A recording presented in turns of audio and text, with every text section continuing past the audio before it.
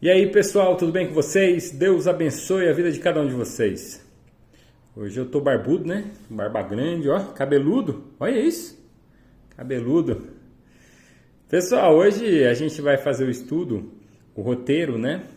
A partir do texto trabalhado aí no final de semana. Ah, tive muito retorno sobre a mensagem de domingo, né? Que realmente falar sobre esse evento é muito especial, né? Então o texto base é o de Mateus capítulo 27, dos versos 45 ao 50.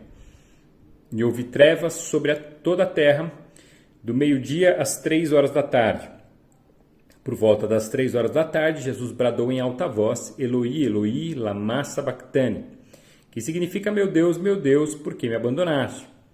Quando alguns dos que estavam ali ouviram isso, disseram, ele está chamando Elias. Imediatamente um deles correu em busca de uma esponja, embebedou-a em vinagre, colocou-a na ponta de uma vara e deu-a a Jesus para beber. Mas os outros disseram, deixem-no. Vejamos se Elias vem salvá-lo. Depois de ter bradado novamente em alta voz, Jesus entregou o seu espírito. Eu coloquei aí na introdução roteiro 1, mas é o roteiro 2 esse aqui, tá bom? Eu não mudei aqui. O objetivo do roteiro de hoje, né, desta quarta-feira, é incentivar os cristãos a enfrentarem suas perdas com submissão a Deus. Porque o grande problema é que diante das perdas as pessoas não têm perdido só o objeto de desejo, ou só a pessoa que amava. Junto com perdas, muitas outras perdas estão vindo junto. Então, por exemplo, aquele rapazinho que é fanático por futebol, quando o seu time perde, ele perde seus princípios, ele xinga, ele ofende, ele fica de mau humor. É muito parecido com a realidade, quando alguém perde uma mãe, por exemplo, que perde a sua própria mãe, né, e o filho que vê a mãe perdendo a avó, ele às vezes vê também a mãe perdendo o equilíbrio, a mãe perdendo a base, a mãe perdendo as condições. Então, assim, quando a gente perde alguma coisa muito importante, a gente precisa tomar muito cuidado porque nós não podemos perder outras. Nós precisamos nos manter. Então, às vezes eu vejo assim, homens que perdem um emprego e eles estão perdendo junto tantas outras coisas. Estão perdendo o ânimo, estão perdendo a alegria, estão perdendo a coragem. E estão perdendo o desejo, essa hombridade que deveria estar com eles, porque eles são homens.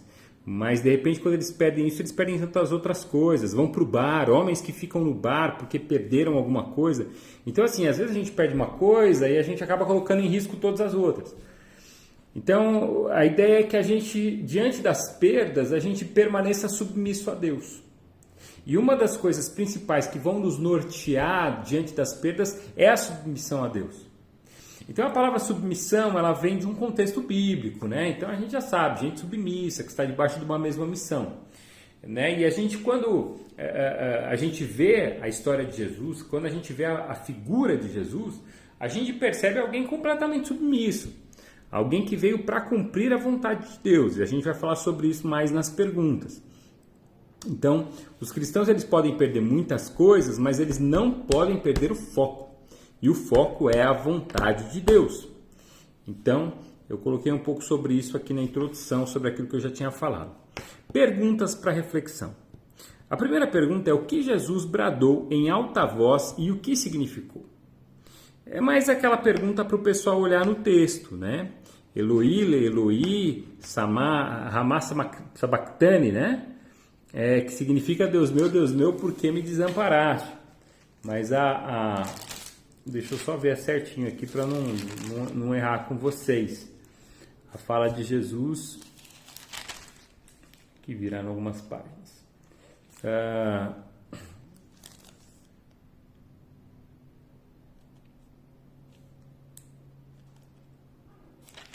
É isso aqui, ó, tá aqui. Eloi, Eloi, lama sabachthani. Falei Ramá, é Lamá. Que significa Deus meu, por que me desamparaste? O que significou essa fala de Jesus? Apesar do pessoal entender que ele estava chamando Elias, né, Eli, Eloi, Por mais que o pessoal tivesse esse entendimento, significa essa fala que houve uma ruptura ali na cruz. Na cruz há uma ruptura no relacionamento entre Deus e Jesus. Por que que essa ruptura acontece? Porque Jesus fica desamparado. Esse é o momento em que todo o pecado humano pesa sobre Jesus. E não há comunhão entre Deus e o pecado. Então é a hora que Deus ele se retira da presença de Cristo, porque todo o pecado recai sobre ele. E ele é o Cordeiro Santo de Deus, e o pecado cai sobre ele para que ele leve sobre si o pecado de todos. Então, diante dessa realidade do pecado, porque os nossos pecados fazem separação entre nós e o nosso Deus, e naquele momento de desgraça, naquele momento de maldição, porque a Bíblia diz que ele se fez maldição por nós, é rompido o relacionamento entre ele e Deus. E ele entra numa crise na cruz por causa do relacionamento. E é interessante porque às vezes a gente rompe o nosso relacionamento com Deus e a gente nem sente nada. Mas Jesus, ele sente. Ele não sente a dor dos pregos, ele não reclama do que está acontecendo, ele reclama do abandono de Deus porque houve um rompimento naquele momento. É muito forte isso aí. E depois ele entrega o seu espírito. Pelo que Jesus foi acusado, quem o acusou e quem o condenou? Bom, Jesus ele foi acusado de se revelar às pessoas como filho de Deus. Na verdade, é uma coisa que ele não faz claramente, né? Então, ele diz ser o Filho de Deus, mas ele não o diz ser o Filho de Deus. Então, isso é muito subjetivo, porque as pessoas começam a dizer que ele é o Filho de Deus. As pessoas começam a reconhecer que ele é o Cristo, o Messias, aquele que haveria de vir diante de toda a profecia judaica. E isso começa a irritar os líderes religiosos, os fariseus, os saduceus, os escribas, os mestres da lei. Eles começam a ficar indignados com aquela quantidade de gente que começa a seguir a Jesus. Então, diante dessa realidade, essa turma, esses líderes religiosos, esses que conheciam toda a lei, esses que viviam da religiosidade, eles são os primeiros a condenar Jesus. Eles são os primeiros a reconhecer que Jesus, ele é um impostor e a acusá-lo disso. Eles estabelecem que Jesus é um impostor, eles o reconhecem dessa forma. Então eles o acusam. Só que é interessante, porque quando você olha nos evangelhos, eles chamam Jesus, eles mandam prender Jesus, eles trazem Jesus até o sumo sacerdote. O sumo sacerdote, ele começa a questionar Jesus. Quem você é de fato? Quem você diz ser? É verdade que você se coloca como rei dos judeus, como você coloca como filho de Deus? E aí Jesus vai dizer, você o diz. Há uma tradução em um dos evangelhos, se não me engano é o de Marcos, que diz, eu sou. E ele rasga as suas vestes, o sumo sacerdote, ele fica indignado e fala assim, a gente já tem que matar. Mas antes disso, é impressionante porque eles ainda tentam levantar no meio deles falsos testemunhos contra Jesus para poder colocar ele diante de uma situação ruim. E é por isso que eu acredito que a interpretação mais correta dos evangelhos é aquela que diz que Jesus vai dizer para o sumo sacerdote, você que está dizendo. Porque ele vai tentar ainda achar um meio de matar Jesus. Então eles ficam tentando levantar falso testemunho, mas nenhum é relevante. Até que ele faz uma encenação lá e manda matar Jesus. Ele manda prender Jesus, açoitar Jesus, e ali Jesus já sai cuspido e tomando socos e tapas. Então quem o acusou foi o próprio sumo sacerdote, os líderes religiosos, os mestres da lei, todos estavam ali em conluio. Quem o acusou? O mestre da lei, né? Eu já falei isso. E quem o condenou? Quem o condenou foi Pôncio Pilatos, porque na realidade os judeus eles estavam debaixo do Império Romano. Eles tinham uma organização judaica e ela tinha a sua estrutura religiosa. Então os religiosos eles eram os maiores mandatários do povo. E aí eles têm uma negociata junto com o Império Romano. Então eles eles tinham uma liberdade entre eles, inclusive de mandar prender. Mas para mandar matar era muito perigoso, né? Eles tinham que conversar com os líderes romanos. Então eles vão ao governador romano, Pôncio Pilatos, e eles vão conversar sobre a condenação de Jesus. Eles dizem o que Jesus fala e eles colocam diante de Pôncio Pilatos. Só que Pôncio Pilatos recebe essa notícia e não vê nada em Jesus. Então fica aquela situação difícil. E aí Pôncio Pilatos ele descobre que Jesus é galileu e há um outro governador chamado Herodes. E a Galileia estava debaixo da autoridade de Herodes. Então ele manda para Herodes. E Herodes vê fala assim, isso aqui é uma bobagem, né? Ele conhece Jesus, que ele tinha curiosidade, mas diante dos relatos dos religiosos, ele também começa a desfazer de Jesus, a zombar de Jesus, os guardas junto com ele, e aí mandam Jesus de volta para Pôncio Pilatos. E Pôncio Pilatos, ouvindo toda a história, ele fala assim, olha, ele ainda insiste para que Jesus não seja morto, mas mesmo assim começa a haver um motim, uma forçação de barra dos religiosos, né, uma possibilidade de criar um mal-estar ali político. E é nessa hora que a esposa de Pôncio Pilatos vai dizer, não se mete com esse homem que eu tive um sonho com ele e foi uma coisa muito ruim para mim. Né? Alguma coisa, só segue com essa impressão, não se envolve com ele. Então Pôncio Pilatos tenta jogar tudo nas mãos dos religiosos e vai dizer assim, eu lavo as minhas mãos, porque eu não quero ter nada, eu sou inocente do sangue desse justo. Porque o próprio Pôncio Pilatos considera Jesus justo, mas é ele quem o condena. E junto com ele, quem escolhe essa condenação é o próprio povo. Podemos dizer também que quem condena o Jesus à morte é o próprio povo. Aqueles que o seguiram, aqueles que beberam da sua água. Cuidado, viu gente? Cuidado. Aqueles que beberam dessa água, aqueles que se alimentaram das palavras de Jesus, aqueles que viram os milagres de Jesus, eles estavam ali gritando Barrabás. Era a festa da Páscoa, havia a possibilidade de soltar um preso, isso era comum. E Pôncio Pilatos tenta utilizar desse ato para soltar Jesus. Só que quando Pôncio Pilatos vai dizer para o povo, quem vocês escolhem, o povo fala assim, solte Barrabás e crucifica Jesus. Ou seja, presta atenção nisso. Ninguém está isento de traições e negações. Você pode fazer por uma pessoa tudo aquilo que você pode, tudo aquilo que mais do que você deve. Mas lembre-se disso, as pessoas não têm um compromisso umas com as outras. As pessoas abandonam umas às outras com muita facilidade. A Bíblia diz que os discípulos sumiram, eles fugiram. E só ficou ali 2 ou 3, viu? Então, assim, cuidado com esse negócio de acredito em todo mundo é meu amigo. Mentira, não é todo mundo que é seu amigo. Né? Você que está carente aí quer ser amigo de todo mundo, mas nem todo mundo é seu amigo. Então, cuidado com essas coisas. Cuidado porque poucas pessoas serão leais a você até o fim.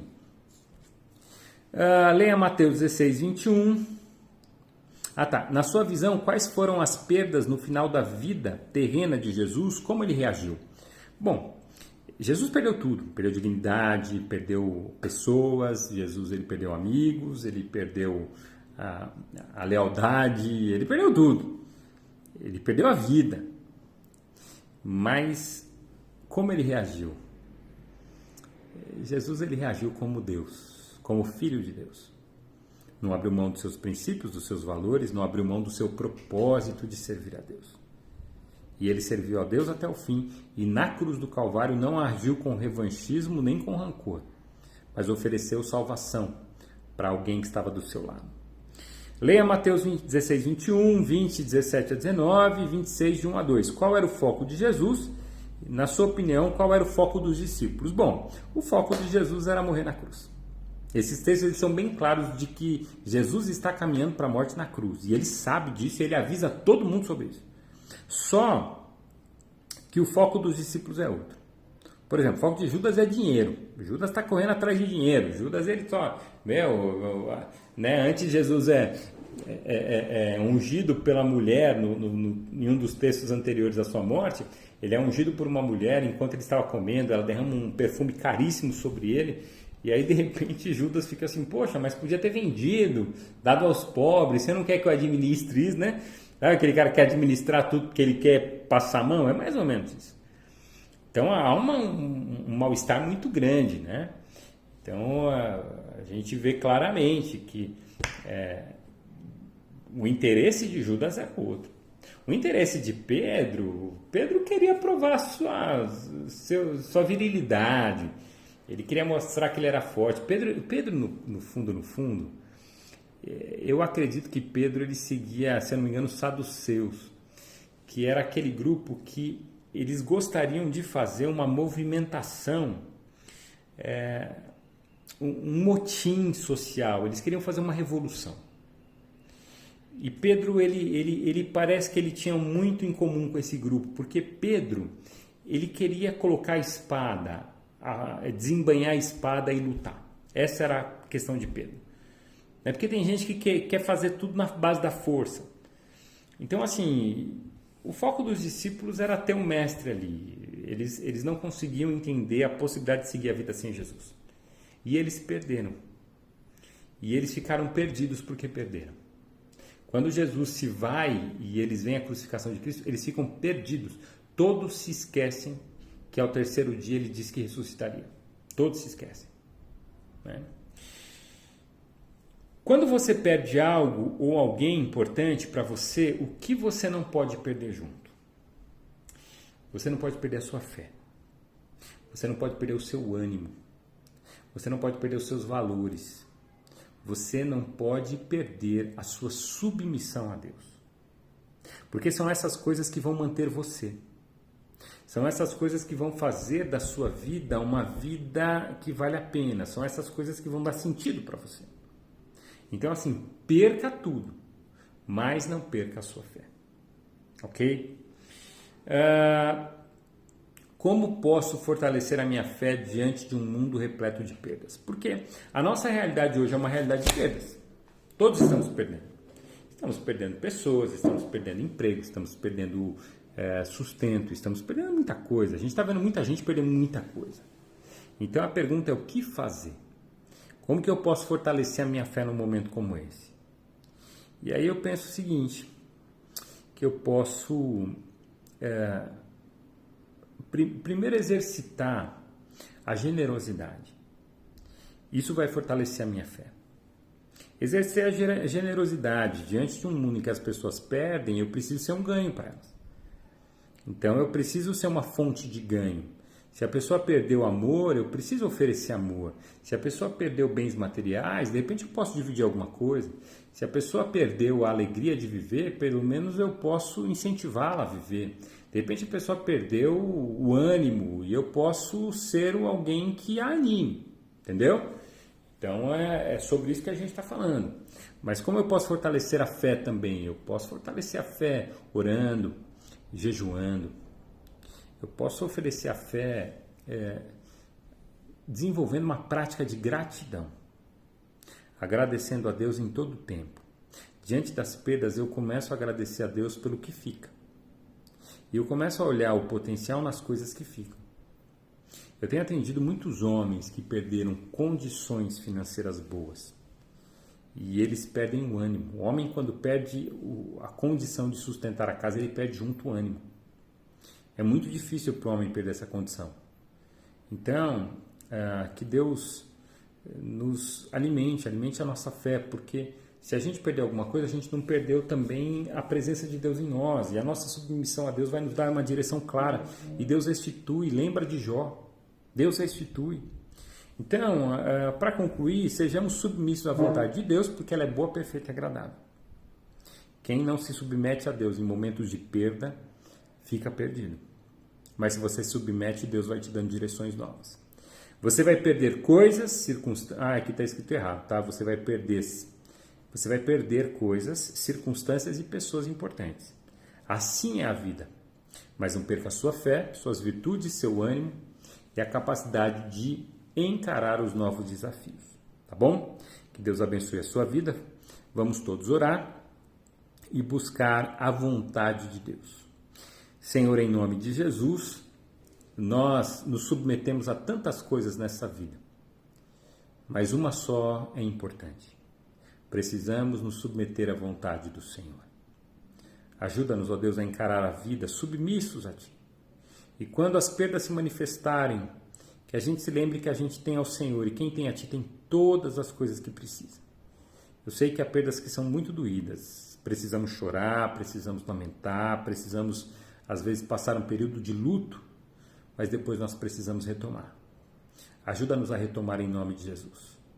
Eu sei que nessa pandemia tem muita gente perdendo o ânimo, tem muita gente perdendo a saúde, tem muita gente perdendo pessoas queridas e muita gente perdendo emprego e sustento. Mas, ó Deus, a minha oração é: não deixe-nos perder a sua vontade e o ânimo, a fé que nos leva a levantar rapidinho e refazer a nossa caminhada. Nos ajude. É o que eu peço em nome de Jesus. Abençoe as células que se reunirão amanhã, abençoe os líderes e que o Senhor dê poder do Espírito Santo para que eles falem das tuas coisas em nome de Jesus. Amém. Amém. Amém, gente. Estamos estudando, então, leia os evangelhos, essa parte final da vida de Jesus, que vai valer muito a pena, tá bom? Um grande abraço a todos vocês, que Deus os abençoe em nome de Jesus.